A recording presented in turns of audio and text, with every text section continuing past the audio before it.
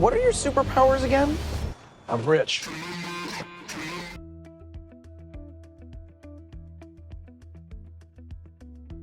Number 9. Sucker Punch. In this 2011 film, a young woman tries to find a way to escape a mental institution in the 1960s. Unable to handle the horrors of her situation, her life plays out a series of elaborate fantasies. Only you can find it. And if you do, it will set you free. It's a cool concept, but in application, it falls short of its potential. In the years after its release, Sucker Punch admittedly has been the subject of a critical revision. But it's half-hearted at best.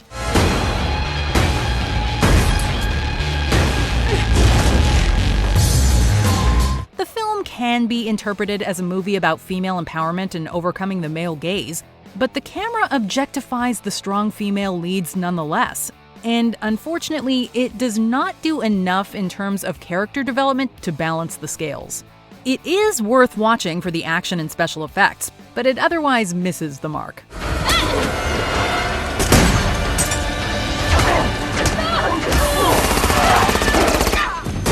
Number 8. Batman vs. Superman: Dawn of Justice Ultimate Cut. In order to give the director the benefit of the doubt, we're choosing to include Snyder's Ultimate Cut. Because, as we've learned from his filmography, the story Snyder really wants to tell is often longer than the studio is willing to send to theaters. She was my world, and you took her from me. Batman vs. Superman pits the two titular DC icons against one another for an epic brawl. Along the way, it attempts to engage with questions about the nature of heroism, while also introducing Wonder Woman.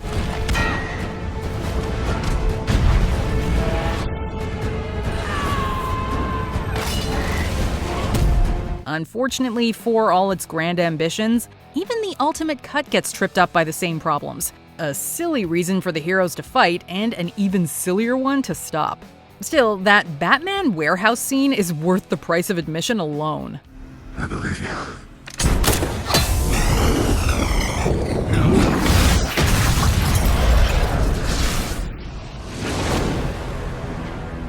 Number 7. Legend of the Guardians: The Owls of Ga'Hoole.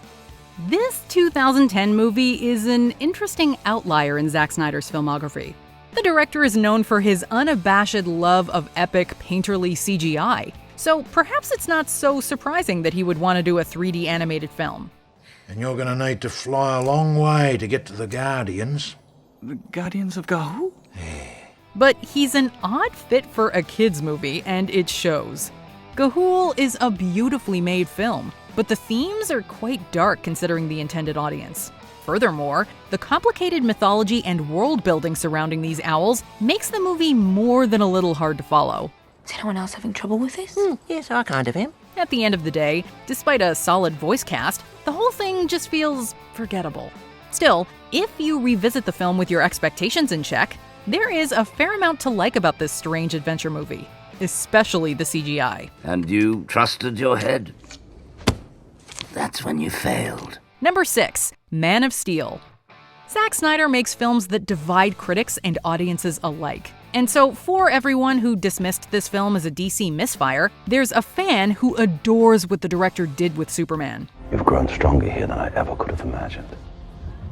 The only way to know how strong is to keep testing your limits. The big blue Boy Scout feels out of place in the modern superhero landscape. And so, in this origin story, Snyder has Clark Kent visibly struggling with the burdens of responsibility in a complicated world where few things are simple or easy. You let them handcuff you? Wouldn't be much of a surrender if I resisted. Yes, the film can feel grim at times, and there are some fans who will never forgive this movie for the blood that wound up on Superman's hands. But it is beautifully shot, and in classic Snyder fashion, is made up of some unforgettable moments. Plus, it's arguably among the director's best work in terms of character development. Krypton had its chance!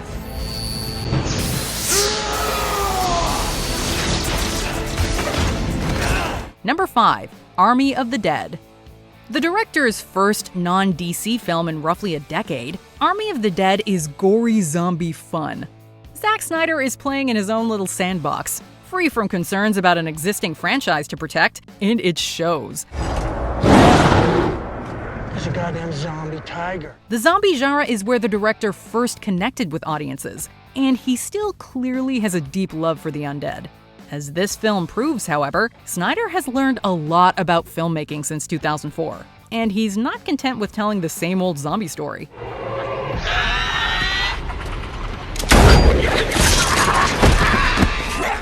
The ensemble film sees a crew of misfits being led into zombie-infested Las Vegas to pull off an epic heist.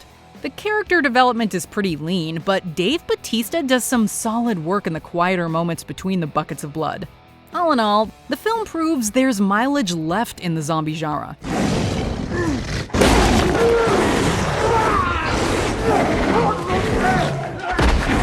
Number 4, 300. This is the movie that really established the Zack Snyder brand. And honestly, though it has inspired scores of both imitators and parodies since 2006, it was groundbreaking at the time of release.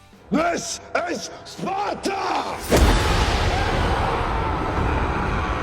Inspired by the Frank Miller comic of the same name, 300 is set in ancient Greece and centers on the epic last stand of 300 Spartan warriors against the hordes of Xerxes. Shot using the superimposition chroma key technique, the film plays like a comic book brought to life as a live-action film. Hell of a good start. The backgrounds feel like moving paintings, the dialogue is utterly unself-conscious and endlessly quotable, and the blood spatter is a work of art in its own right. While some critics dismissed it as mindless action and violence, 300 is hugely influential and a whole lot of fun. The world will know that free men stood against a tyrant, that few stood against many. Number 3, Dawn of the Dead. This is the movie that put Zack Snyder on the map. Remaking George A. Romero's excellent 1978 zombie film was a bold undertaking for the director's feature film debut, but he pulled it off with style. Look, I just think we should... I did not ask for your opinion, lady! Now, if you want to argue with me, you can argue with this. Snyder might not have Romero's knack for big messages and scathing social commentary, but he makes up the difference with his confident direction. Even in his first film, though more tame than what would follow, Snyder's aesthetic is already taking shape. It's hard to remember at times, but back in 2004, zombies were relatively niche.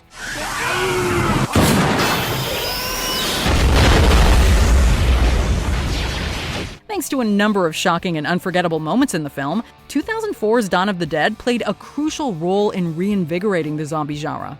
The film's opening 10 minutes in particular are downright brilliant. Vivian, honey, sweetie, are you okay? Number 2, Watchmen, Director's Cut. They said it was unfilmable. Such is the nature of Alan Moore's hugely influential graphic novel. Hello, Daniel. Rorschach. Hot off the heels of Dawn of the Dead and 300, however, Snyder set himself to the task and produced something groundbreaking. True to the comics, Watchmen was a deconstruction of the superhero genre, and it did so on the big screen long before this became commonplace in popular media. Critics and audiences were divided on the end result. Doesn't take a genius to see the world has problems. Yeah, but it takes a room full of morons who think they're small enough for you to handle. This was not the superhero movies that Fox and Sony had been giving them in the early 2000s. For those unfamiliar with the source material, it could feel downright inaccessible. Regardless, this is a beautiful and meticulously crafted, gritty film. The director's cut in particular feels like Snyder at his most confident. We were meant to exact justice. Everyone's gonna know what you've done. Number 1, Zack Snyder's Justice League. Director's cuts are relatively common, and they typically involve extended scenes and a few notable changes. With Zack Snyder's Justice League, however, we got what can only rightfully be called a completely different film from the one released in 2017. Kal-El, no!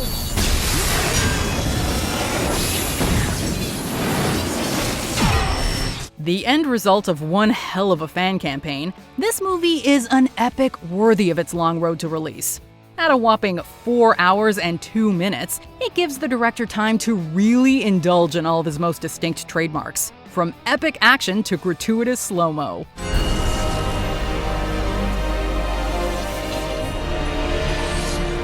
While detractors of his style might not be won over, this is the filmmaker at his most Snyder-esque. And it works.